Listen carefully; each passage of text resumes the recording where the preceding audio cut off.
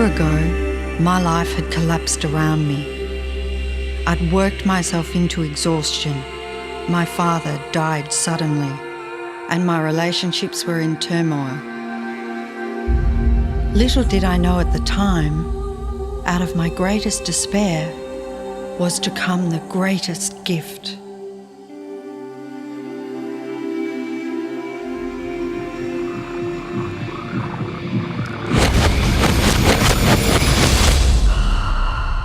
I'd been given a glimpse of a great secret.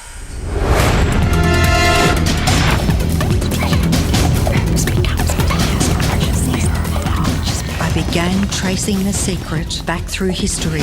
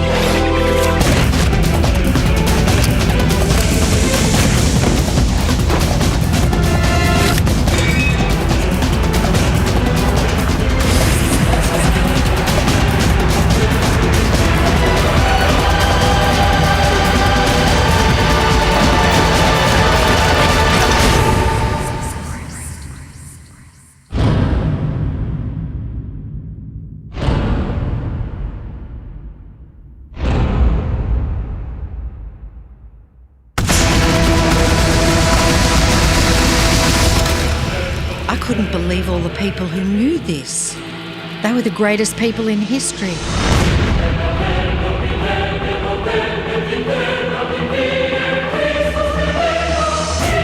Why doesn't anyone know this? All I wanted to do was share the secret with the world. I began searching for people alive today who know the secret. One by one, they began to emerge.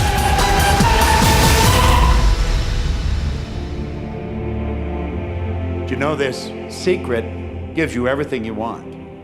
Happiness, health, and wealth. You can have, do, or be anything you want. We can have whatever it is that we choose. I don't care how big it is. What kind of a house do you want to live in? Do you want to be a millionaire? What kind of a business do you want to have? Do you want more success? What do you really want? I've seen many miracles take place in people's lives. Financial miracles, miracles of physical healing, mental healing, healing in relationships. All of this happened because of knowing how to apply the secret. This is the great secret of life.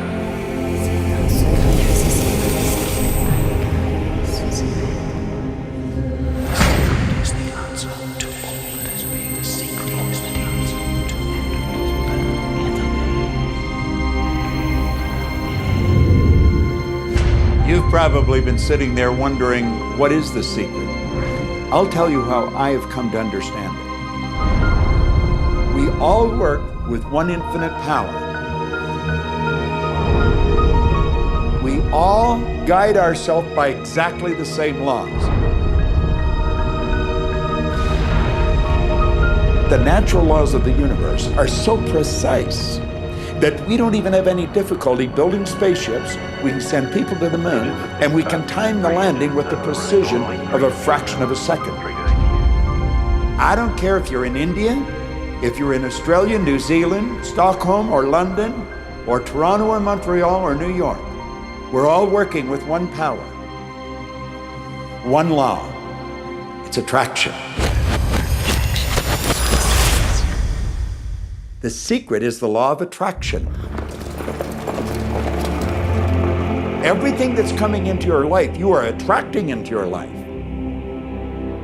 And it's attracted to you by virtue of the images you're holding in your mind. It's what you're thinking. You see, whatever is going on in your mind, you are attracting to you. Now, wise people have always known that. You can go right back to the ancient Babylonians. They've always known this. It's a small, select group of people. Why do you think that 1% of the population earns around 96% of all the money that's being earned? Do you think that's an accident? It's no accident. It's designed that way. They understand something. They understand the secret. And you are being introduced to the secret. The simplest way for me to look at the law of attraction is if I think of myself as a magnet, and I know that a magnet will attract to it. Very basically put, the law of attraction says that like attracts like, but we're really talking at a level of thought. Our job as humans is to hold on to the thoughts of what we want, make it absolute clear in our minds what we want, and from that we start to invoke one of the greatest laws in the universe, and that's the law of attraction. You become what you think about most, but you also attract what you think about most. If you see it in here, you're going to hold it here. And that principle can be summed up in 3 simple words. Thoughts become things. What most people don't understand is a thought has a frequency. Every thought has a frequency. We can measure a thought.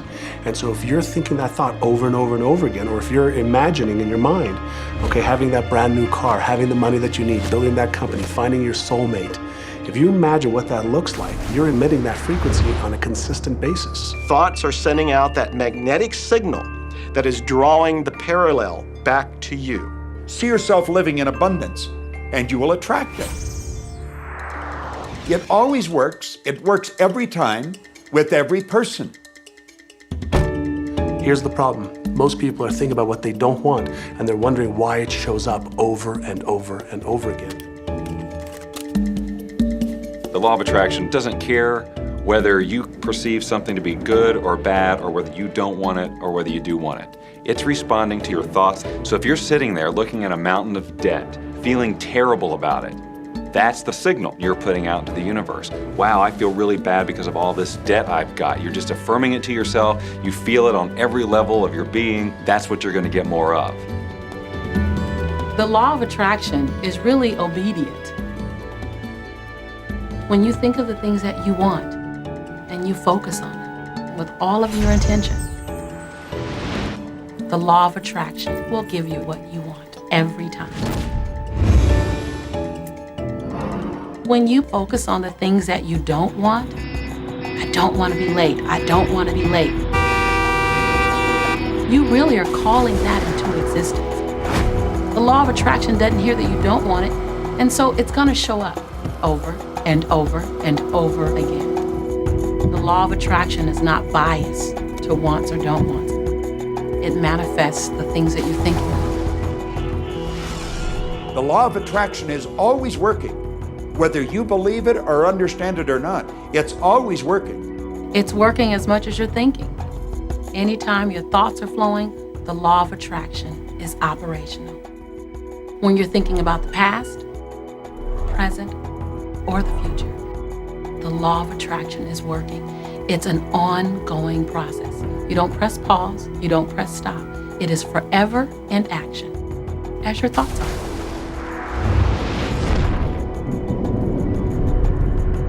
Creation is always happening. Every time an individual has a thought or a prolonged, chronic way of thinking, they're in the creation process. Something is going to manifest out of those thoughts. Law of attraction says, we'll give you whatever it is you say and focus on. And so if you're complaining about how bad it is, what you're creating is more of how bad it is. Oh, look, I got that.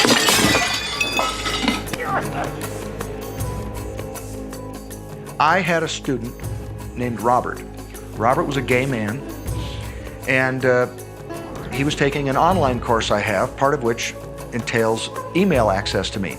And he outlined all of the grim realities of his life. In his job, all the people ganged up on him. And it was constantly stressful because of how nasty they were with him. When he walked down the street, he said every block he was accosted by homophobic people who wanted to abuse him in some way. He was wanting to become a stand-up comedian, And when he went out and did a stand-up comedy job, everybody heckled him about being gay. And his whole life was one of a lot of unhappiness and misery, and it all focused around this idea of being attacked because he was gay. I began to teach him that he was focusing on what he did not want. I directed him back to his email that he sent me and said, read it again. Look at all the things you do not want that you're telling me about. And I can tell you're very passionate about this. When you focus on something with a lot of passion, it makes it happen even faster. And then he really started taking this thing about focusing on what you want to heart. And he began really trying. What happened within the next 6 to 8 weeks was absolutely a miracle. He said that all the people in his office that had been harassing him either transferred to another department, quit working at the company, or started totally leaving him alone, and he began to love his job. He noticed that when he was walking down the street that nobody came up to him and harassed him anymore. They just weren't there. I am a very, very gay man. When he went and did his stand-up comedy routines, he started getting standing ovations and nobody was heckling him. His whole life changed because he changed from focusing on what he did not want, what he was afraid of, what he wanted to avoid, to focusing on what he did want. So we may be very positive in our outlook and orientation, and we tend to attract positive people and positive events and circumstances. We may be very negative in our orientation or very angry, in which case we tend to attract negative, angry people and negative, angry circumstances. And so you end up attracting to you the predominant thoughts that you're holding in your awareness, whether those thoughts are conscious or whether they're unconscious. That's the rub. If you look very carefully when it comes to the secret and the power of our mind, and the power of our intention in our daily lives, it's all around us. All we got to do is open our eyes and look. You can see law of attraction everywhere. You draw everything to yourself. The people, the job, the circumstances, the health, the wealth, the debt, the joy, the car that you drive, the community that you're in, and you've drawn them onto you like a magnet. What you think about, you bring about. Your life is a physical manifestation of the thoughts that go on in your head. I mean, I'm not talking to you from the point of view of just wishful thinking or imaginary craziness. I'm talking to you from a deeper, basic understanding. Quantum physics really begins to point to this discovery. It says that you can't have a universe without mind entering into it, that the mind is actually shaping the very thing that is being perceived. Now, if you don't understand it, doesn't mean you should reject it. You don't understand electricity, probably. First of all, no one even knows what electricity is, and yet you enjoy the benefits of it. Do you know how it works? I don't know how it works, but I do know this, that you can cook a man's dinner with electricity, and you can also cook the man. People oftentimes, when they begin to understand the great secret, become frightened of all of these negative thoughts that they have. Two things they need to be aware of. One, it has been proven now scientifically that an affirmative thought is hundreds of times more powerful than a negative thought. So that eliminates a degree of worry right there.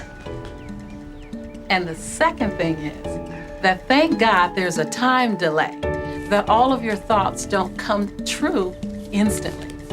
We'd be in trouble if they did. The time delay serves you. It allows you to reassess, think about what you want, and make a new choice.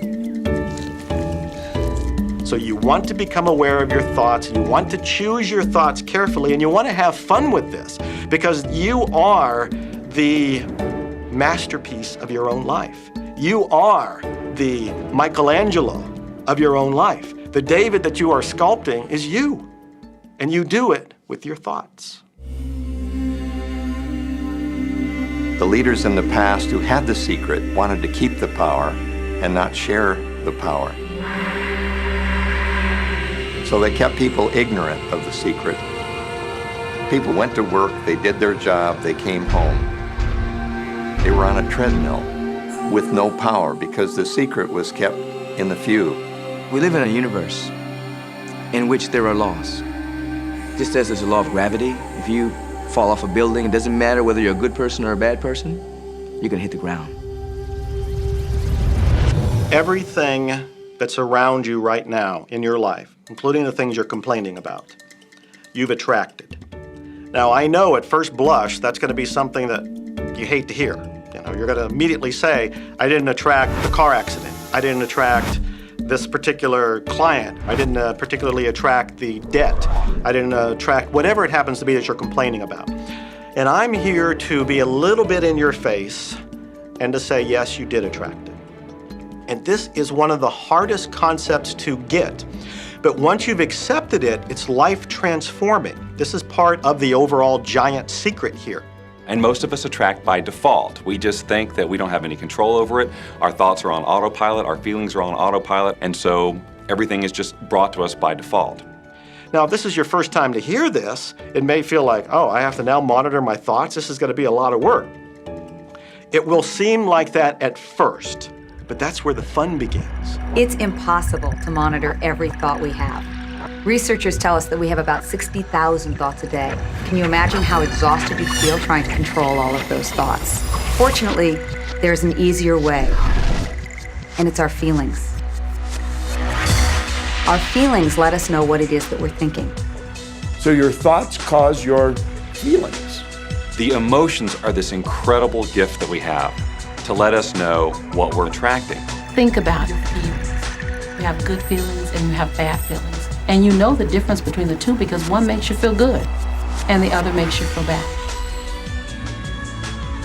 It's the depression, it's the guilt, it's the resentment, the anger.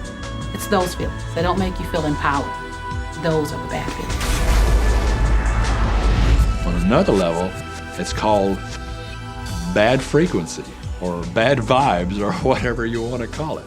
The flip side to that is that you have good emotions, good feelings. And you know when they come because they make you feel good. Excitement, joy, gratitude, love. Imagine if we can feel that way every day.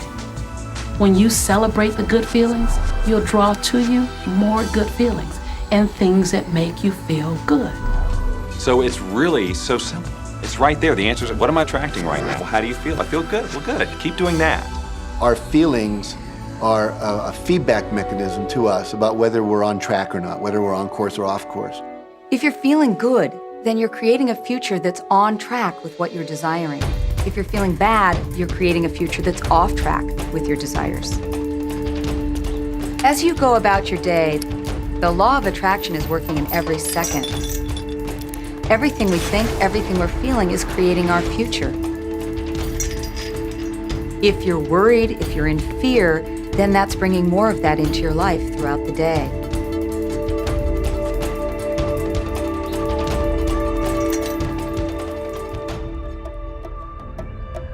Whatever you're thinking and feeling today is creating your future. And you're getting exactly what you're feeling about, not so much what you're thinking about. That's why people, if they stub their toe out of bed, they tend to spiral. Inquiry into police corruption. The whole day goes like that, you know? They have no clue that a simple shifting of their emotions can change their entire day and life. If you start out having a good day and you're in that particular happy feeling, as long as you don't allow something to change your mood, you're going to continue to attract, by the law of attraction, more situations, circumstances, people that sustain that happy feeling. Good days, bad days, rich get richer, poor get poorer. It's all about what these people are predominantly and continually feeling. You can begin right now to feel healthy. You can begin to feel prosperous. You can begin to feel the love that's surrounding you, even if it's not there. And what will happen is the universe will correspond to the nature of your song. The universe will correspond to the nature of that inner feeling and manifest because that's the way you feel. Your thoughts and your feelings create your life. It'll always be that way, guaranteed. So basically what you focus on with thought and feeling is what you attract into your experience, whether or not it's something you want. It's hard to swallow, but when we can begin to open ourselves up to that, the ramifications are awesome. It means that whatever thought has done in your life, it can be undone through a shift in your awareness.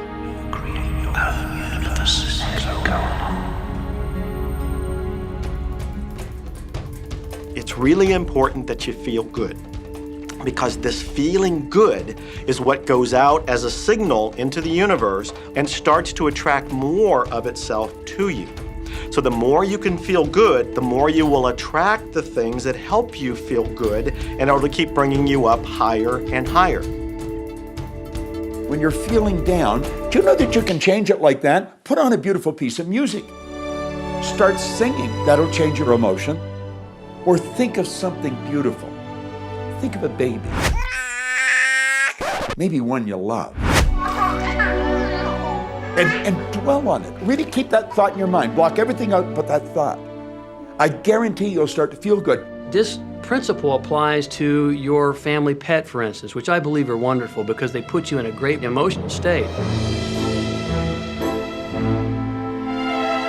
When you feel love for your pet, that's a great state of love. It's going to bring goodness into your life.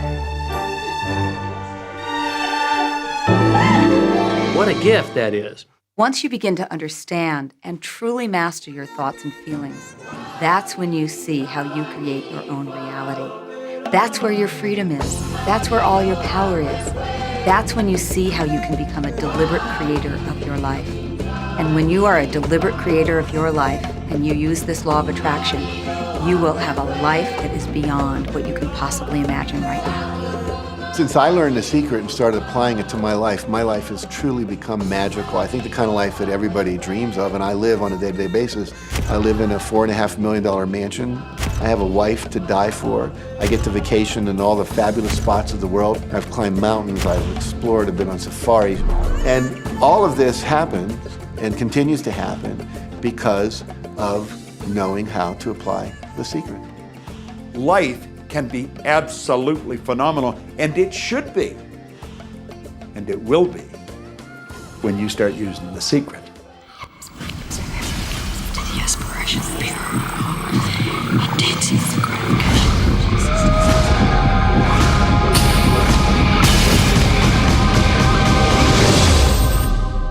Well, a lot of people ask me what their job is in the creative process and what the job of the universe is. So let's look at that for a moment. Let's use this metaphor. If you think about Aladdin and his lamp, you've probably heard of that one.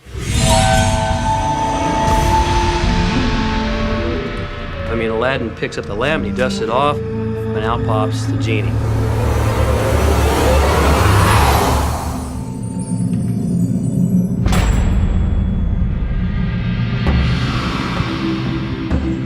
And the genie always says one thing. Your wish is my command. If you trace the story back to its origins, you know, we now think that there's 3 wishes, but if you trace the story back to its origins, there's absolutely no limit whatsoever to the wishes. Think about that one. Now, let's take this metaphor and blow it out and apply it to you and your life. Remember, Aladdin is the one who always asks for what he wants. Then you've got the universe at large, which is this grand genie, and traditions, you know, have called it so many different things. Your holy guardian angel, your higher self. I mean, we could put any label on it, and you choose the one that works best for you. But every tradition has told us there's something bigger than us. And the genie always says one thing. Your wish is my command. There is a creative process, a 3-step process, and it's been around for 2,000 years. The first step is to ask. Make a command to the universe. Let the universe know what you want. The universe responds to your thoughts.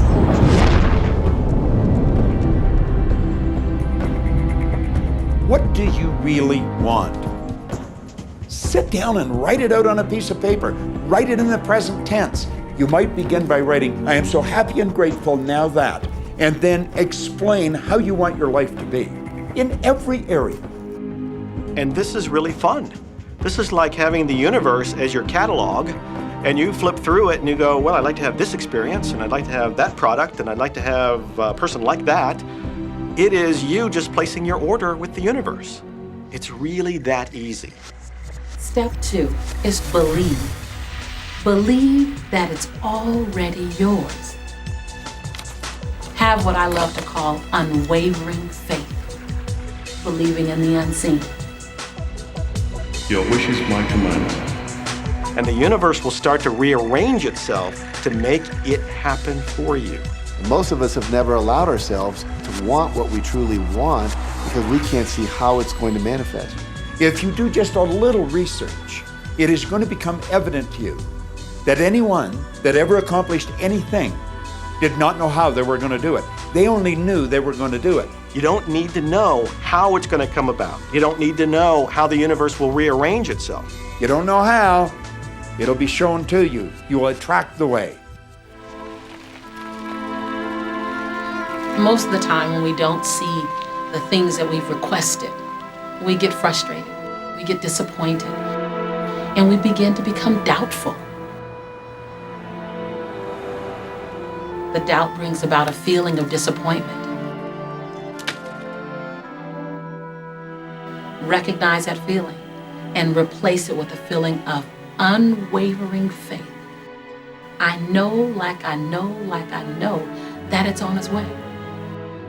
Step 3, and the final step in the process, is to receive. Begin to feel wonderful about it. Feel the way you will feel once it arrives. Feel it now. And in this process, it's important to feel good, to be happy, because when you're feeling good, you're putting yourself in the frequency of what it is that you're wanting. This is a feeling universe.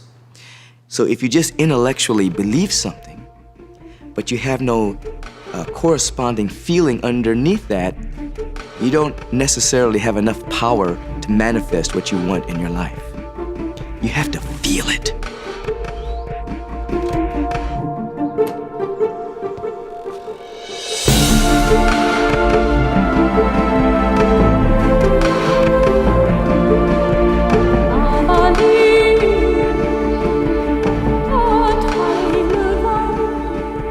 And when you turn that fantasy into a fact, you're in the position to build bigger and better fantasies.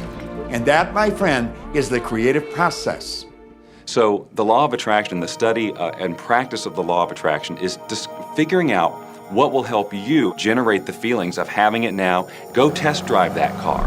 Go shop for that home. Get in the house. Do whatever you have to do to generate the feelings of having it now and remember them. Whatever you can do to do that will help you to literally attract it. It could be you wake up and it's just there, it's manifest. Or you might get some inspired idea of some action to take. You certainly shouldn't be going, well, I could do it this way, but man, I would hate that, because you're not on the right track if that's the case.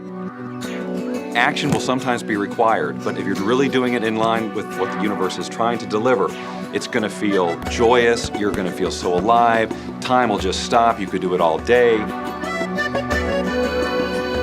The universe likes speed. Don't delay, don't second guess, don't doubt. When the opportunity's there, when the impulse is there, when the intuitive nudge from within is there, act. That's your job. And that's all you have to do. You will attract everything that you require. If it's money you need, you'll attract it. If it's people you need, you'll attract it. If it's a certain book you need, you'll attract it. You've got to pay attention to what you're attracted to.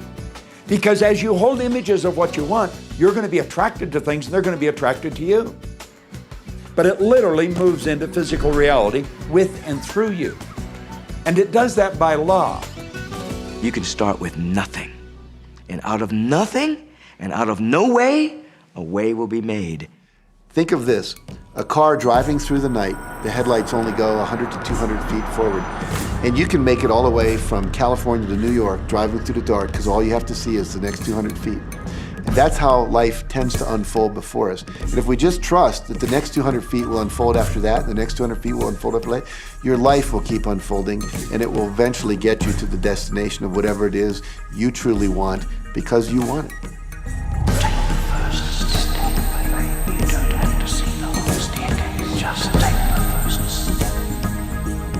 Well, another thing people wonder about is how long is this going to take? How long will it take to manifest the car, the relationship, the money, whatever it happens to be? Well, I don't have any rule book that says it's going to take you 30 minutes or 3 days or 30 days. I think it's more a matter of you being in alignment with the universe itself. Size it's nothing to the universe. It is no more difficult to attract on a scientific level something that we consider huge to something that we consider infinitesimally small. The universe does everything it does with zero effort. Grass doesn't strain to grow. It's effortless. It's just this great design. It's all about what's going on up here. It's about what we put in place, saying this is big, it's going to take some time. This is small, oh, I'll give it an hour. You know, those are our rules that we define. There are no rules according to the universe. You provide the feelings of having it now, it will respond. Some people have an easier time with little things, and so we sometimes say, well, start with something small, like a cup of coffee. Make it your intention to attract a cup of coffee today. Hold an image of talking to an old friend that you haven't seen for a long time. Somehow or another, somebody's going to start talking to you about that person. That person's going to phone you, or you'll get a letter from them. People are amazed how that I line up car parks, and I've done this right from when I first understood the secret. I would visualize a car space exactly where I want it, and 95% of the time it would be there for me, and I'd just pull straight in. 5% of the time I'd have to wait just a minute or two, and the person would pull out and I'd pull in. So I do that all the time.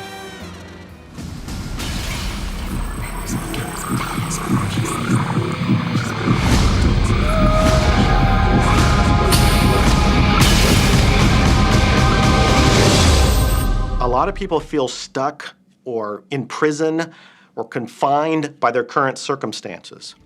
And I'm trying to point out that whatever your circumstances right now, that is only your current reality. And current reality will begin to change as a result of watching this and beginning to use the secret. When you want to change your circumstances, you must first change your thinking. Every time you look inside your mail expecting to see a bill, guess what? It'll be there. Each day you go out dreading the bill. You're never expecting anything great. You're thinking about debt. You're expecting debt. So debt must show up so you won't think you're crazy. And every day you confirm your thought.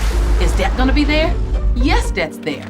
Is debt gonna be there? Yes, debt's there. Why? Because you expected debt to be there. So it showed up because the law of attraction is always being obedient to your thoughts. Do yourself a favor, expect a check. Most people look at their current state of affairs and they say, this is who I am. That's not who you are. That's who you were. You see, if you look at your current state of affairs right now, let's say, for instance, that you don't have a lot of money in your bank account, or you don't have the relationship that you want, or your health and fitness isn't up to par. That's not who you are. That's the residual outcome of your past thoughts and actions. So we're constantly living in this residual, if you will, of the thoughts and the actions we've taken in the past. When you look at your current state of affairs and define yourself by that, then you doom yourself to have nothing more than the same in the future. All that we are is the result of what we have thought. Okay, what can you do right now to begin to turn your life around? I'll tell you 2 or 3 things. Start making a list of things to be grateful for. Start with that, because this shifts your energy. It starts to shift your thinking. Where before this exercise, you might be focusing on what you don't have, and you might be focusing on your complaints, and you might be focusing on whatever the problems are. When you do this exercise, you start to go in a different direction. You start to be grateful for all the things that you feel good about. Gratitude is absolutely the way to bring more into your life. Every man knows that when his wife's appreciating him for the little things he does, what does he want to do? He wants to do more. It's always about appreciation. It pulls things in. It attracts support. I've said for many years that whatever we think about and thank about, we bring about. because that's that feeling that you have to have, you know. And so for me, it's been such a powerful exercise every morning to get up and say thank you. Every morning when my feet hit the floor, thank you. And then I start running through what I'm grateful for as I'm going to brush my teeth and do the things I do in the morning. And I'm not just thinking about them and doing some rote routine, but I'm putting it out there and I'm feeling the feelings of gratitude. Because as soon as you start to feel differently about what you already have, you will start to attract more of the good things, more of the things you can be grateful for. Because you can look around and say, well, look, I don't have the car I want, I don't have the house I want, I don't have the health I want, I don't have the spouse I want. Well, back up, back up. Those are all the things you don't want. Focus on what you already have that you're grateful for. And it might be you have the eyes to watch this. It might be the clothes that you have. Yes, you might prefer something else, and you might get something else pretty soon if you start feeling grateful for what you have. I think everybody goes through times when they say, oh man, things aren't working right, or things are going bad, and there were some things going on in my family, and I found a rock. I was just sitting here holding this rock. You might see me carrying around. I found a rock, I stuck it in my pocket, and I said, you know what, every time I touch this rock, I'm gonna think of something that I'm grateful for.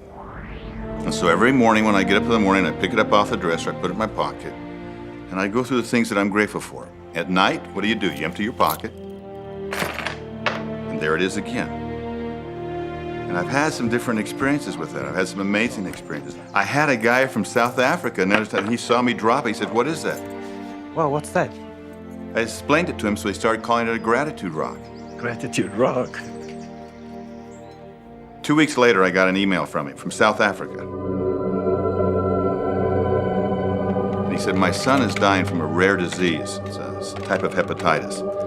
He said, would you send me 3 gratitude rocks? Now, they're just rocks I found off the street, you know? So I said, sure. I had to make sure that the rocks were very special. And so I went out to the stream, looked, picked out the right rocks, and sent them off to him. 4 or 5 months later, I get an email from him. He said, my son's better, he's doing terrific, and he said, but you need to know something. He says, we've sold over 1,000 rocks at $10 a piece as gratitude rocks, and we've raised all this money for charity. Thank you very much. And so it's very important to be in an attitude of gratitude, as I call it. Another thing that I would suggest that you do right now to turn your life around, and this is so huge that I can't find the words to describe just how powerful this can be for you.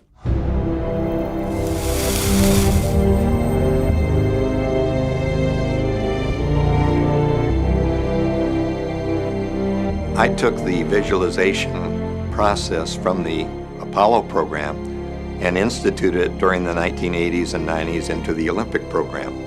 And it was called visual motor rehearsal. When you visualize, then you materialize. And the interesting thing about the mind is we took Olympic athletes and then hooked them up to sophisticated biofeedback equipment and had them run their event only in their mind. Incredibly, the same muscles fired in the same sequence when they were running the race in their mind as when they were running it on the track. How could this be? Because the mind can't distinguish whether you're really doing it or whether it's just a practice. I think if you've been there in the mind, you'll go there in the body. When you're visualizing, when you've got that picture playing out in your mind, always and only dwell upon the end result.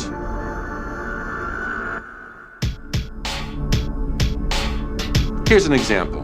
Look at the back of your hands right now. Really, look at the back of your hands. The color of your skin, the freckles, the blood vessels, the rings, the fingernails, the fake fingernails. Take in all those details right before you close your eyes. And then see those hands, your fingers, wrapping around the steering wheel of your brand new car.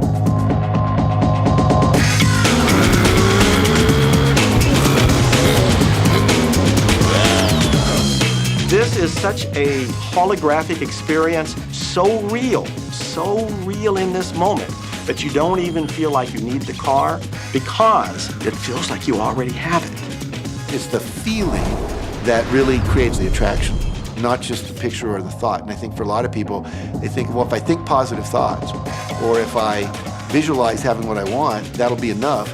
But if you're doing that and still not feeling abundant or feeling, loving and joyful, then it doesn't, from my mind, really create the power of the attraction. This is where the secret actually moves into action.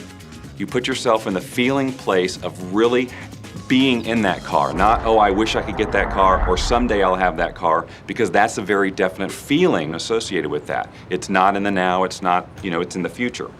If you stay in that feeling, it will always be in the future. Feel the joy, feel the happiness, no matter how silly it seems in that dark and quiet room, and you're going, woohoo, do it.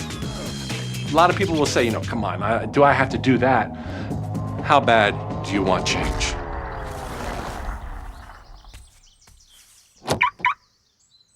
Now that feeling and that inner seeing will begin to be an open doorway through which the power of the universe will begin to express. What this power is, I cannot say. All I know is that it exists. Our job is not to figure out the how. The how will show up out of the commitment and the belief in the what. The hows are the domain of the universe. It always knows the shortest, quickest, fastest, most harmonious way between you and your dream. If you turn it over to the universe, you will be surprised and dazzled by what is delivered to you. This is where magic and miracles happen. Well, I would say you want to do this virtually daily, but my disclaimer is this should never be a chore. What's really bottom line importance here to the whole secret is feeling good. You want to feel exhilarated by this whole process. You want to be high, happy, in tune as much as possible. The only difference between people who live in this way, who live in the magic of life, and those who don't, is that the people who live in the magic of life have habituated ways of being. They've made a habit of using the law of attraction, and magic happens with them wherever they go. Because they remember to use it. They use it all the time, not just as a one-time event. People hold that for a while, and they're really a champion at it. And they say, you know what, I'm fired up, I saw this program, and I'm gonna change my life. And yet, results aren't showing, and beneath the surface, it's just about ready to break through. And someone will look at the surface results and go, this stuff doesn't work. And you know what? The universe says, your wish is my command. And it goes down. Knowing the law of attraction, I wanted to really put it to use and to see if it was, what would happen. And in 1995, I started to create something called a vision board, where I take something that I would want to achieve or something that I want to attract, like a car or a watch or the soulmate of my dreams, and I'd put a picture of what I wanted up on this board called the vision board. And every day I would sit in my office and I would look up at this board and I would start to visualize. I would really get into the state of having already acquired it. And I was getting ready to move, as we put all the furniture, all the boxes put into storage. And I made 3 different moves over a period of 5 years. And then I ended up in California and bought this house, renovated it for a year, and then had all the stuff brought from my former home 5 years earlier. One morning, about 7:30 in the morning, my son comes into my office, and one of the boxes that was sealed for 5 years was right at the doorstep. And my son, Keenan, was sitting on the box, banging away at the box, and I said, sweetheart, will you please stop? I'm doing some work here. And he says, what's in the boxes, Daddy? And I said, well, honey, those are my vision boards. What's a vision board? I said, well, it's where I put all my goals up. I cut them out, and I put all my goals up as something that I want to achieve in my life. And of course, at 5.5 years old, he didn't understand it. So I said, sweetie, let me just show you, because that'll be the easiest way to do it. And so I cut the box open. And when I pulled up the vision boards, there was a picture on there of a home that I was visualizing 5 years earlier. And what was shocking to me was we were living in that house, not a house like it. I had bought my dream home, renovated it, and didn't even know it. But I looked at that house, I started to cry because I was just blown away. Why are you crying? Honey, I finally understand how the law of attraction works. I finally understand the power of visualization. I finally understand everything that I've read, everything that I've worked with my whole life, the way I've built companies. It worked for my home as well. And I bought our dream home and didn't even know it. It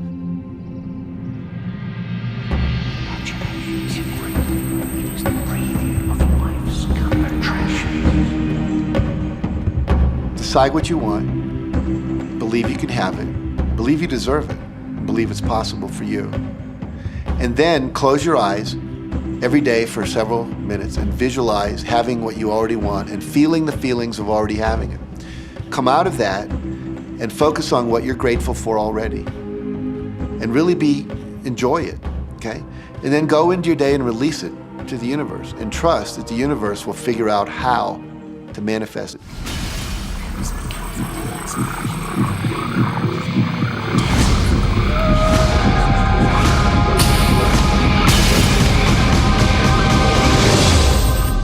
No, The Secret was definitely a real transformation for me because I grew up in a family where my dad was very negative, thought that rich people were people that had ripped everyone off, thought that anyone who had money, must have deceived somebody.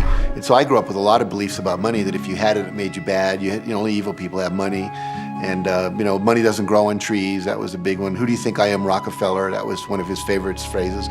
So I grew up truly believing that life was difficult, that it was hard, you had to struggle. And it was only when I met W. Clement Stone that I literally began to shift my life. Whatever the mind of man can conceive and achieve. When I was working with Stone, he said, I want you to set a goal that's so big that if you achieved it, it would blow your mind.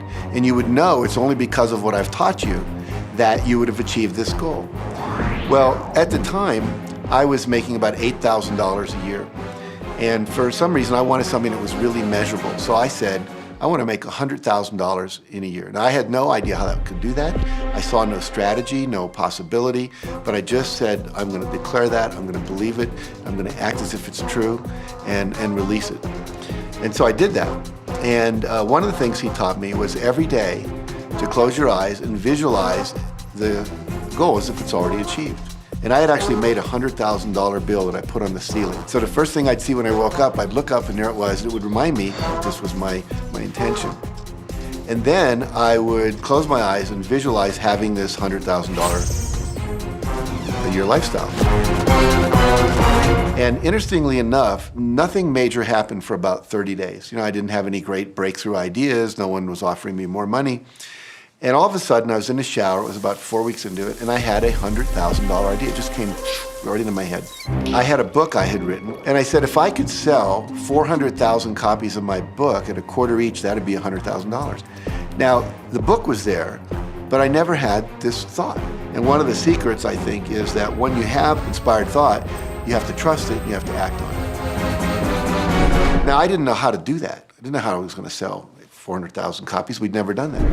And then I saw the National Enquirer at the supermarket. I had seen that millions of times, and it was just background. And all of a sudden, it jumped out of me as foreground, and I thought, wow, if readers knew about my book, certainly 400,000 people would go out and buy it. And about 6 weeks later, I gave a talk at Hunter College in New York to 600 teachers, and this lady comes up at the end and she says, that was a great talk. I'd like to interview you. Let me give you my card. And I said, who do you write for? I'm a freelancer, but I sell most of my stuff to the National Enquirer. And I had this little theme from the Twilight Zone went off in my head. Na, na, na, na, na, na, na. Like, whoa, this stuff's really working. So that article came out, and our book sales started to take off. But the point I want to make is that I was attracting into my life all these different events, including this person. And to make a long story short, I did not make $100,000 that year. We made $92,327. But do you think we were like depressed and going, this doesn't work? No, we were going, whoa, this is amazing. And so my wife said to me, wow, if it works for 100,000, you think it'd work for $1 million? And I said, I don't know, I think so, let's try it. My publisher actually wrote me a check as a royalty check for our first Chicken Soup for the Soul book. And he actually put a smiley face in his signature because it was the first $1 million check he'd ever written. And so I know from my own experience, because I wanted to test it, does this secret really work? And we put it to the test, it absolutely worked. And now I live my life from that every single day. Well, I can just imagine what a lot of people that are watching this are thinking. And that is, how can I attract more money into my life? How can I get more of the green stuff? How can I get more wealth and prosperity? How can I, when I love my job, deal with the credit card debt that I have? And the realization that maybe there's a ceiling on the money that can come in because it's coming to me through my job. How can I bring in more? Intend it. This goes back to one of the things we've been talking about throughout the whole secret. Your job is to declare what you would like to have from the catalog of the universe. Well, if cash is one of them, say how much you would like to have. I would like to have $25,000 unexpected income within the next 30 days, or whatever it happens to be. It should be believable for you. Most people have a goal of getting out of debt. That'll keep you in debt forever. Whatever you're thinking about, you will attract. You'll say, but it's get out of debt. I don't care if it's get out or get in. If you're thinking debt, you're attracting debt. Set up an automatic debt repayment program and then start to focus on prosperity. So many times people say to me, well, I'd like to double my income in the next year. But then you look at their actions and they're not doing the things that are going to make that happen. And they'll turn right around and go, well, I can't afford that. Okay, guess what? Your wish is my command. When you focus on lack and scarcity and what you don't have, you fuss about it with your family, you discuss it with your friends, you tell your children that you don't have enough, we don't have enough for that, we can't afford that. Well, guess what? You'll never be able to afford it because you begin to attract more of what you don't have. If you want abundance, if you want prosperity, then focus on abundance. Focus on prosperity. When I first understood the secret, I was getting bills every day. I'd get a bunch of bills in the mail, and I thought, how do I turn this around? The law of attraction states that what you focus on, you will get. So I got a bank statement. I whited out the total, and I put a new total in there. I put exactly how much I wanted to see in the bank. So I thought, what if I just visualize checks coming in the mail? So I just visualize a bunch of checks coming in the mail. Within just 1 month, things started to change. And it is amazing. Today, I just get checks in the mail. I get a few bills, but I get more checks than bills. I grew up on you have to work hard for money, you have to work hard for money. And so I replaced that with money comes easily and frequently. Now, in the beginning, it feels like a lie, right? There was a part of your brain that will say, oh, you liar, it's hard. So you have to know it's this little tennis match that will go on for a while. When it comes to creating wealth, wealth is a mindset. It's all about how you think. I'd say 80% of my coaching that I do one-on-one with folks is about their psychology and the way they think. And I know when people are listening, they say, oh, well, you can do it, I can't. Every person has the capability to change the way they're in a relationship and conversation with money. I find so many people who maybe make a tremendous amount of money, but their relationships stink. That's a technical term, by the way. And that's not wealth. It really isn't. You can go after the money and you might get rich, but it doesn't guarantee you'll be wealthy. I'm not suggesting that money isn't a part of wealth. It absolutely is, but it's only a part. And then I meet a lot of people who are quote unquote spiritual, but they're sick and broke all the time. That's not wealth either. Life is meant to be abundant in all areas. Many people in Western culture are striving for success. They want the home, they want the great business, they want all these outer things. But what we found in our research is that having these outer things does not necessarily guarantee what we really want, which is happiness. So we go for these outer things, thinking they're going to bring us happiness, but it's backwards. You need to go for the inner joy, the inner peace, the inner vision first, and then all of the outer things appear.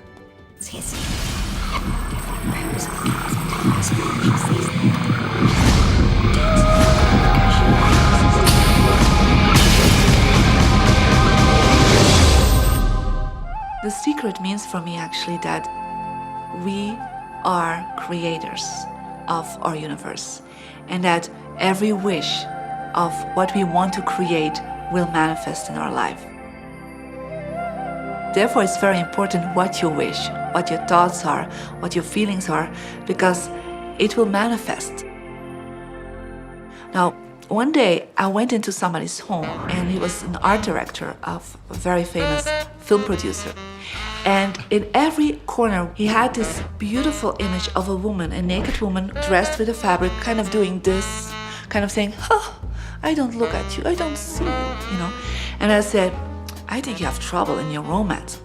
Are you a clairvoyant or something? No, but look, 7 places you have exactly that woman. But I love that kind of painting. I painted it myself. That's even worse, I said, because you put all your creation and your creativity in it. Now, he's this gorgeous looking man. he has all these actresses around him because that's the work he does. He doesn't get romance. I said, what do you want? Well, I want to date 3 women a week. Okay, paint yourself with 3 women and hang it in every corner.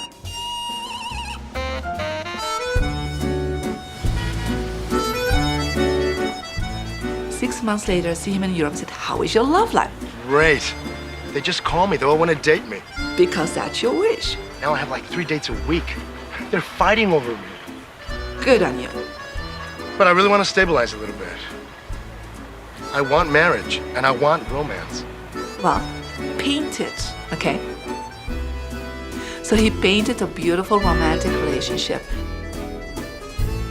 And a year later, he got married and is very happy. Because he put another wish out. But he wished it in himself for years, but it did not happen. Because his wish could not manifest because the outer level of himself, his house, was just contradicting himself all the time. So if you know this knowledge, you should start playing with it. Inside relationships, it's important to first understand who's coming into the relationship, and not your partner, but to understand yourself. How can you ever expect anyone else to enjoy your company if you don't enjoy your own company? And so, again, the law of attraction, or the secret, is about bringing that into your life, and you've got to get really, really clear. Here's the question I would ask you to consider. Do you treat yourself the way that you want other people to treat you? You become the solution for you. Don't now you owe me and you need to give me more. Instead, give more to yourself. Take time off to give to yourself, in a sense, to fill yourself up to fullness, to where now you can overflow in giving.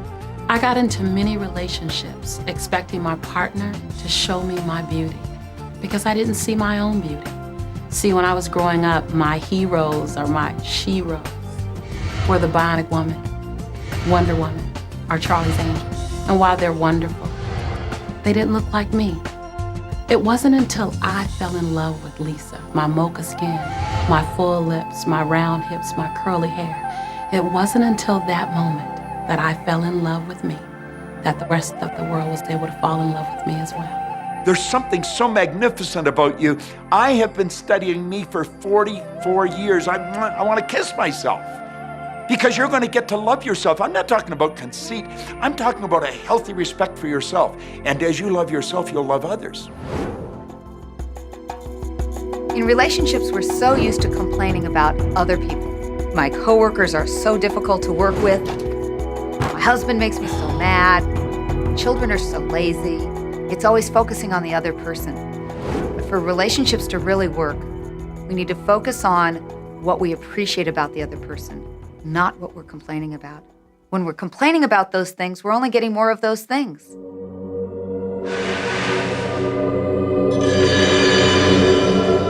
Even if you're having a really hard time in a relationship, things aren't working, you're not getting along, someone's in your face,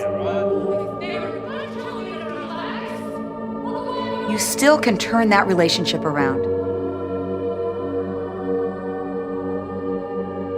Take a piece of paper and for the next 30 days, once a day, sit down and write all the things that you appreciate about that person. Think about all the reasons that you love them. You appreciate their sense of humor. You appreciate how supportive they are. And what you'll find is that when you focus on appreciating and acknowledging their strengths, that's what you'll get more of. And the problems will fade away. We cannot control other people, no matter how hard we try. So what you'll find is if somebody's come home in a bad mood, and you're actually in a good mood, you'll find yourself in a different place from them in that moment. We create our own happiness through the law of attraction. Oftentimes, you give others the opportunity to create your happiness. And many times, they fail to create it the way you want it. Why? Because only one person can be in charge of your joy, of your bliss, and that's you.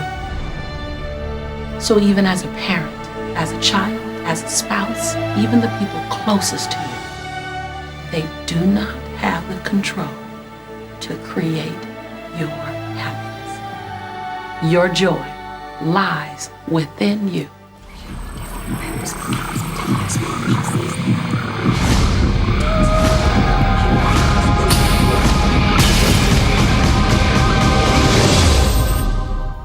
It's important to recognize that our body is really the product of our thoughts. We're beginning to understand in medical science the degree to which the nature of thoughts and emotions actually determines the physical substance and structure and function of our bodies. We've known in the healing arts of a placebo effect.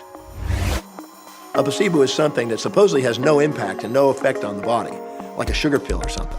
You tell the patient that this is just as effective. And what happens is the placebo has the same effect, if not greater effect, than sometimes the medication is supposed to be designed for that effect. So they found out that the human mind is the biggest factor in the healing arts, more so than sometimes the medication. If somebody is in a situation where they're sick and they have an alternative to try to explore what is in their mind creating it versus using medicine, if it's an acute situation that could really bring death to them, then obviously the medicine is a wise thing to do while they explore what the mind is about. So you don't want to negate medicine. Every form of healing has a place. The universe is a masterpiece of abundance, good health, and well-being. When you open yourself up to feel the abundance of the universe, you'll experience the wonder, the joy, the bliss. You'll experience all the great things that the universe has for you. Good health, good wealth, good nature. When you shut yourself off with negative thoughts, you'll feel the discomfort, you'll feel the aches, you'll feel the pain. You'll feel as if every day is painful to get through. You know people who have had terminal disease. Stop and think of the word dis-ease. Hyphenate the word. That's a body that's not at ease. We've got 1,000 different diagnoses and disease out there. They're just the weak link. They're all the result of one thing, stress. And you put enough stress on the chain, you put enough stress on the system, and one of the links breaks. Our physiology creates disease to give us feedback, to let us know we have an imbalanced perspective and we're not loving and we're not grateful. So the body's signs and symptoms are not something terrible. The question that's frequently asked is when a person has manifested a disease in their body temple or some kind of discomfort in their life, through the power of right thinking, can it be turned around? And the answer is absolutely yes. On November 23rd, I was diagnosed with breast cancer. I truly believed in my heart, with my strong faith, that I was already healed. During the day, all day long, I would just say, thank you for my healing. On and on and on I went, thank you for my healing. I believed in my heart I was healed. I saw myself as if cancer was never in my body. One of the things I did to heal myself was to watch very funny movies. That's all we would do is just laugh, laugh, laugh. We couldn't afford to put any stress in my life because we knew stress was one of the worst things you can do while you're trying to heal yourself. From the time I was diagnosed, which was November 23rd, to the time I was healed totally was approximately 3 months. And that's without radiation and chemotherapy. Well, we come with a basic program. It's called self-healing.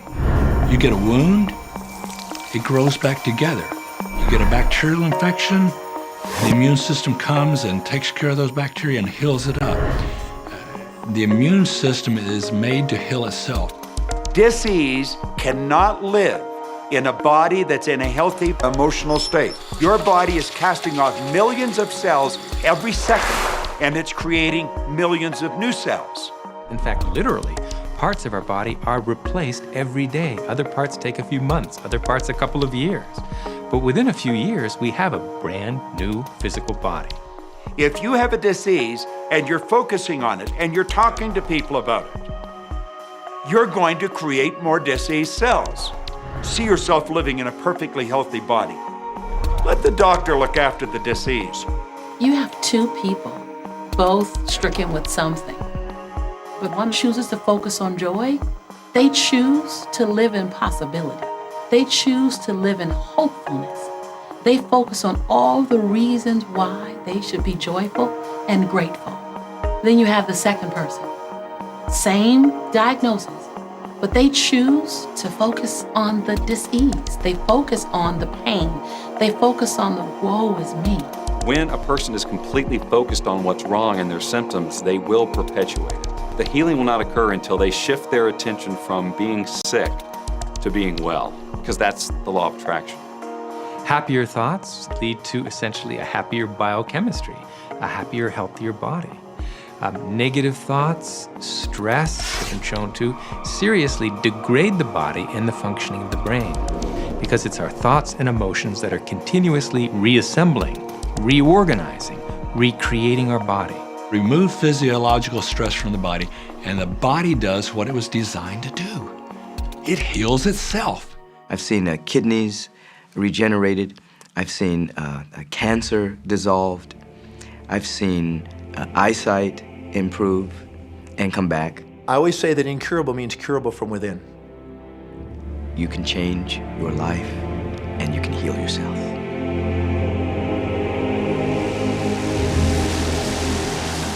Well, my story begins on March 10, 1981. It really changed my whole life. It was a day I'll never forget. I crashed an airplane.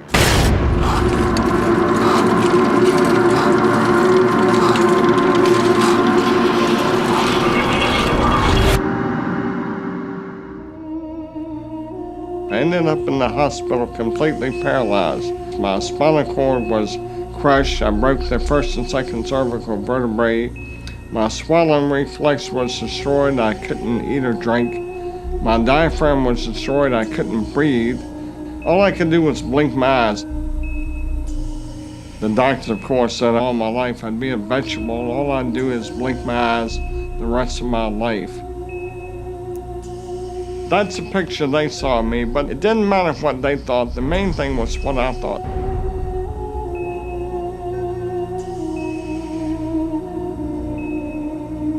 I pictured myself being a normal person again, walking out of that hospital. The only thing I had to work with in the hospital was my mind. As long as you have your mind, you can put things back together again. I was hooked to a respirator, and they said I'd never breathe on my own again because my diaphragm was destroyed. But this little voice kept saying to me, breathe deep, breathe deep.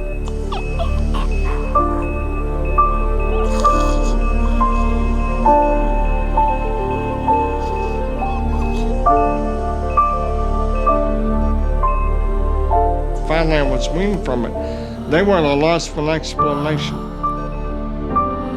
See, I could not afford to allow anything to come in my mind that would distract me from my goal and from my vision.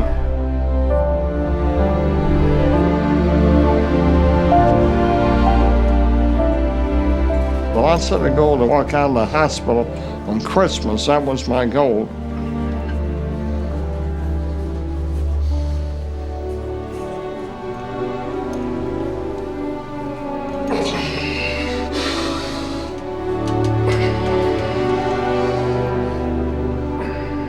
Months later, I walked out of the hospital on my own 2 feet. They said it couldn't be done. That's a day I will never forget. For people that are sitting out there right now watching this program that are hurting, if I wanted to sum up my life and sum up for people what they can do in life, I would sum it up this way in 6 words. Man becomes what he thinks about.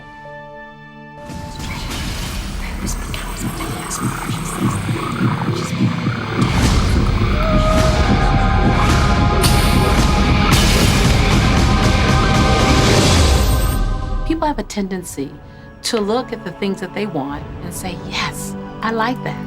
I want that. However, they look at the things that they don't want and they give just as much energy, if not more energy, with the idea that they can stamp it out. They can eliminate it, obliterate it. In our society, we've become content with fighting against cancer, fighting against poverty, fighting against drugs, fighting against terrorism, fighting against violence. We tend to fight everything we don't want. Anything we focus on, we do create.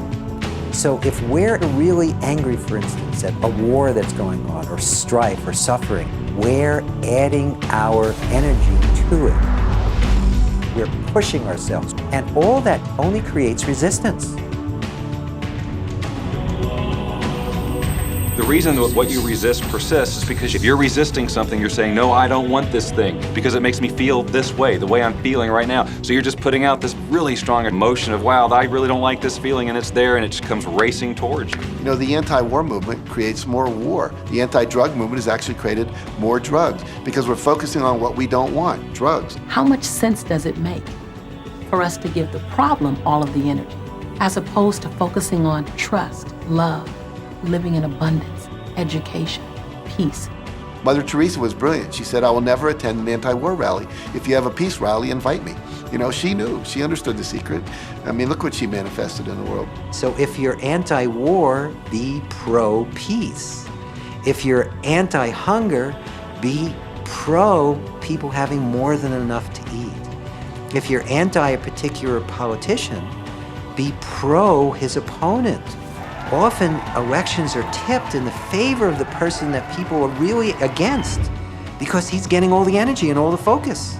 You want to focus on what you want, not what you don't want. It's okay to notice what you don't want because that gives you contrast to say, well, this is what I do want. But the fact is that the more you talk about what you don't want or talk about how bad it is, read about all of that all the time, and then say, oh, how terrible it is, well, you're creating more of that. You know, so many times people say to me, well, James, I have to be informed. Maybe you have to be informed, but you don't have to be inundated. I always say when the voice and the vision on the inside become more profound and more clear and loud than the opinions on the outside, you've mastered your life. Learn to become still and to take your attention away from what you don't want and all the emotional charge around it and place the attention on what you wish to experience. Energy flows where attention goes. It's not your job to change the world or the people around you. It's your job to go with the flow inside of the universe and to celebrate it inside the world that exists. One of the questions I get almost all the time, and it's probably on somebody's mind right now if it's not on yours, and that's the idea that, well, if everybody uses The Secret and they all treat the universe like a catalog, aren't we going to run out of stuff? Won't everybody just make a run for it and bust the bank? What's beautiful about the teaching of the Great Secret is that there's more than enough to go around for everyone. There is a lie that acts like a virus within the mind of humanity. And that lie is there's not enough good to go around. There's lack, and there's limitation, and there's just not enough. That lie has people living in fear, greed, stinginess, and those thoughts of fear, greed, stinginess, and lack become their experience. So the world has taken a nightmare pill. Now the truth is, there's more than enough good to go around. There's more than enough creative ideas. There's more than enough power. There's more than enough love. There's more than enough joy. All of this begins to come through a mind that is aware of its own infinite nature.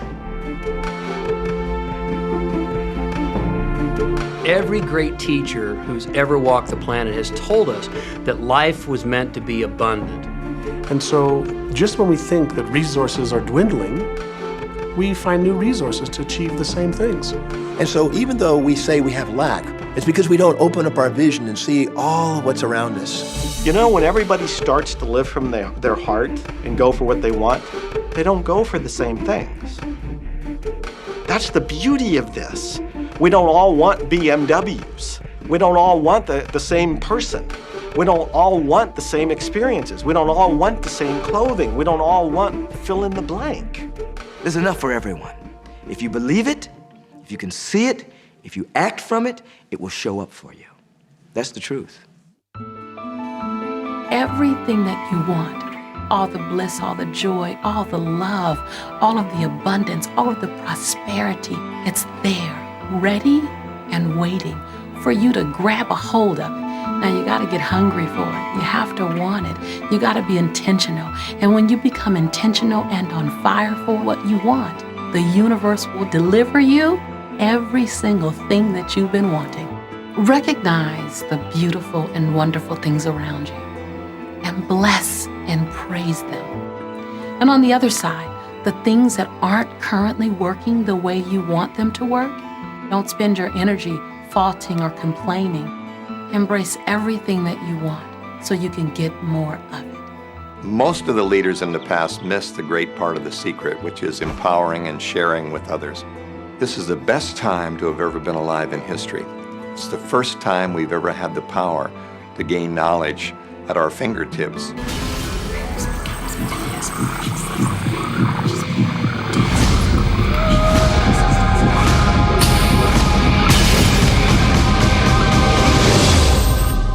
When we look around us, even at our own bodies, what we see is the tip of the iceberg. Think of this for a moment. Take your hand and look at it. Now, your hand looks solid, but it's really not. If you put it under a proper microscope, you'd see a massive energy vibrating. Everything is made up of the exact same thing, whether it's your hand, whether it's the ocean, or whether it's a star. Everything is energy.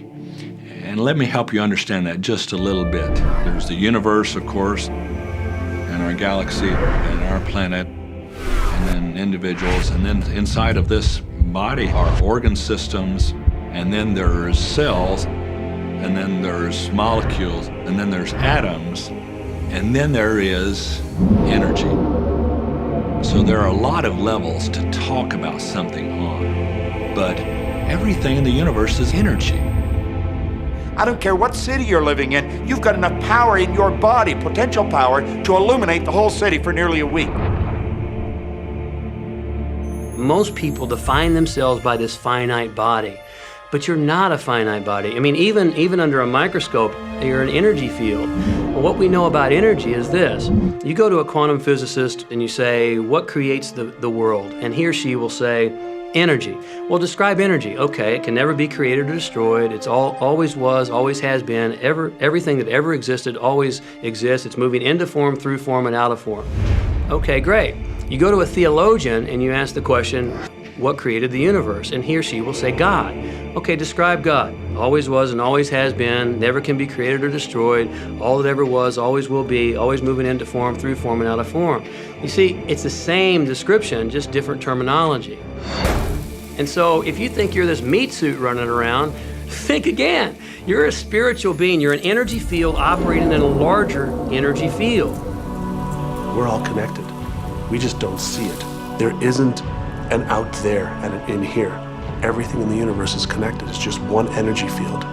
We often get distracted with this thing called our body and our physical being. That just holds your spirit. And your spirit is so big, it fills a room. You are eternal life. You're source energy. You are God manifested in human form, made to perfection. Scripturally, we could say that we are the image and the likeness of God. We could say we are another way that the universe is becoming conscious of itself. We could say that we are the infinite field of unfolding possibility. All of that would be true. Every great tradition has told you that you were created in the image and the likeness of the creative source. That means that you have God potential and power to create your world, and you are. You are. And maybe you've created things to this point that are wonderful and worthy of you, and maybe you haven't. The question I'd ask you to consider is, do the results you have in your life, are they what you really want? And are they worthy of you? If they're not worthy of you, then when would now be the right time to change those? Because you have the power to do that.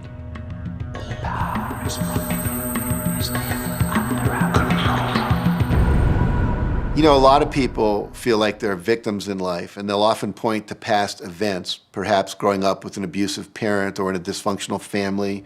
And I would add as a parenthesis here that most psychologists believe that about 85% of families are dysfunctional, so it's like all of a sudden you're not so unique. My parents were alcoholics, my dad abused me, my mother divorced him when I was 6. From the age of 13 to 18, I was involved in street gangs. I had a severe motorcycle accident. I was homeless at one point in Dallas. I lived in poverty for 15 years in Houston. When I was a child, I had learning difficulties, and I was considered learning disabled, and I was told I would never read, write, or communicate, never amount to anything, not go very far in life. I mean, that's almost everybody's story in some form or not. So that's just called so what. The real what is, what are you going to do now? What do you choose now? Because you can either keep focusing on that or you can focus on what you want. And when people start focusing on what they want, what they don't want falls away. And that part expands and the other part disappears. You are the designer of your destiny. You are the author. You write the story. The pen is in your hand, and the outcome is whatever you choose. The beautiful thing about the law of attraction is that you can begin where you are, and you can begin to think, real thinking, and you can begin to generate within yourself a feeling tone of harmony and happiness. The law will begin to respond to that. So now you start to have different beliefs, like there is more than enough in the universe, or you have the belief that everything goes right for me, or you have the belief that I'm not getting older, I'm getting younger. We can create it the way we want it by using the law of attraction. And you can break yourself free from your hereditary patterns, cultural codes, social beliefs, and prove once and for all that the power within you is greater than the power that's in the world. Some of you may be thinking, well, that's very nice, but I can't do that, or she won't let me do that, or he'll never let me do that, or I haven't got enough money to do that, or I'm not strong enough to do that, or I'm not rich enough to do that, I'm not. Every single I'm not is a creation. Whether you can or can't, you are right tight. Are there any limits to this? Absolutely not. We are unlimited beings. We have no ceiling. The capabilities and the talents and the gifts and the power that is within every single individual on this planet is unlimited.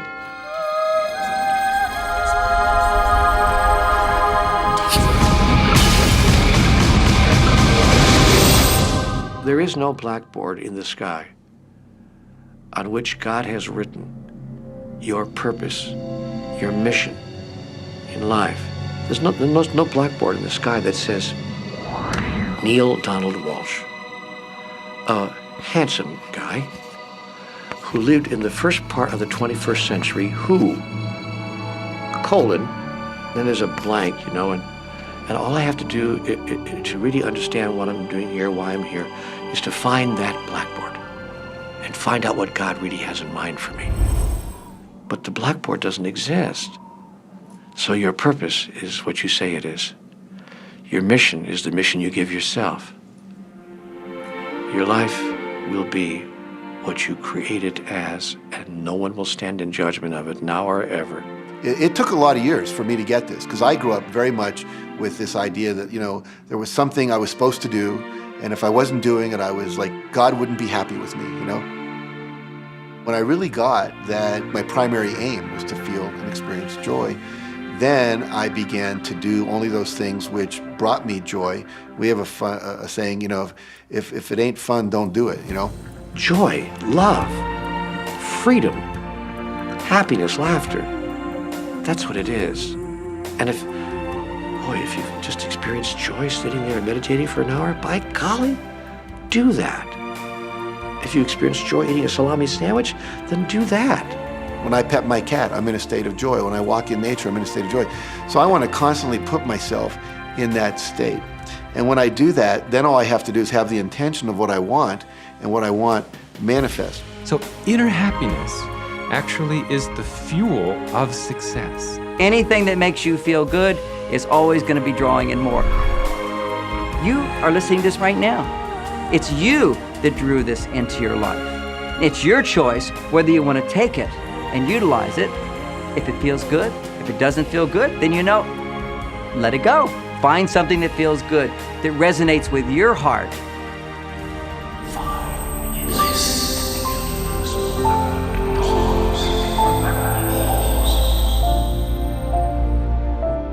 When you follow your bliss, you live in a constant space of joy. You open yourself up to the abundance of the universe. You're excited to share your life with those you love. And your excitement, your passion, your bliss, it becomes contagious. And that's what I'm doing almost all the time is I'm following my excitement, I'm following my passion, I'm following my enthusiasm, and I'm doing it throughout Joe's day. Enjoy life with us, because life is phenomenal. It's a magnificent trip. You will live in a different reality, a different life, and people will look at you and say, "What do you do different than me?"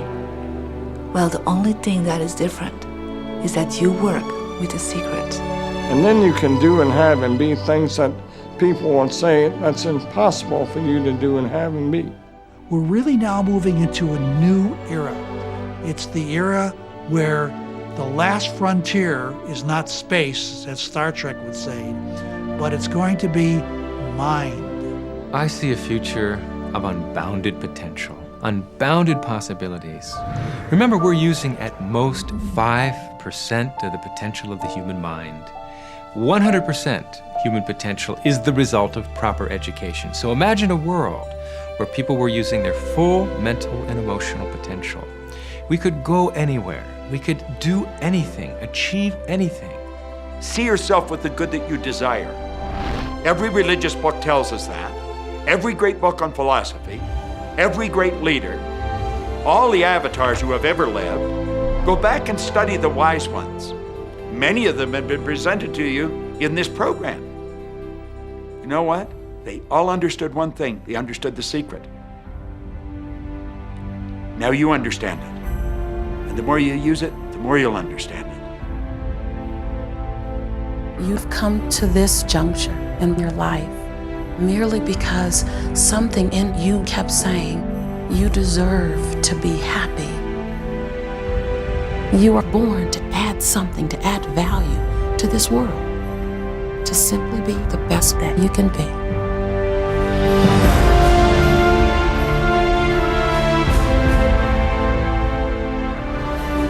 Every single thing you've been through, every single moment that you've come through, were to all prepare you for this moment right now. Now you get that you are the creator of your destiny. Imagine what you can do from this day forward with what you now know. What will you do with the moment? How will you seize the moment? No one else can dance your dance. No one else can sing your song. No one else can write your story. Who you are, what you do, begins right now. I believe that you're great, that there's something magnificent about you. Regardless of what has happened to you in your life, regardless of how young or how old you think you might be, the moment you begin to think properly, there's something that is within you, there's power within you that's greater than the world, it will begin to emerge. It will take over your life. It will feed you. It will clothe you. It will guide you, protect you, direct you, sustain your very existence if you let it. Now that is what I know for sure.